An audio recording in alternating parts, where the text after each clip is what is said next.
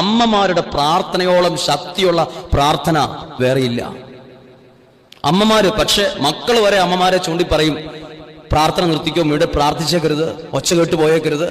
ബാത്റൂമിൽ കയറി ഇരുന്ന് വീട്ടിൽ പ്രാർത്ഥിക്കുന്ന അമ്മേനെ എനിക്കറിയാം.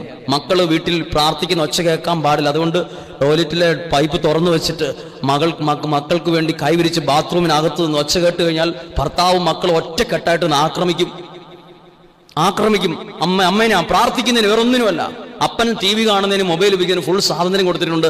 മക്കൾ അപ്പന്റെ കൂടെ ഭയങ്കര ഇവർ ഒറ്റക്കെട്ട്, അമ്മ ഒറ്റപ്പെട്ടു, പ്രാർത്ഥിക്കുന്ന ഒറ്റ കാരണത്താൽ ഒറ്റപ്പെട്ടു. പക്ഷെ പ്രാർത്ഥിച്ച കുടുംബത്തിൽ വിടുതലുണ്ടായ സംഭവം എനിക്കറിയാം. ഇത് പറയുമ്പോൾ വരെ ഈ പ്രാർത്ഥന ചൊല്ലിയിട്ട് അനുഗ്രഹം ഉണ്ടായ വ്യക്തികളെ എനിക്ക് മനസ്സിൽ കാണാൻ പറ്റും.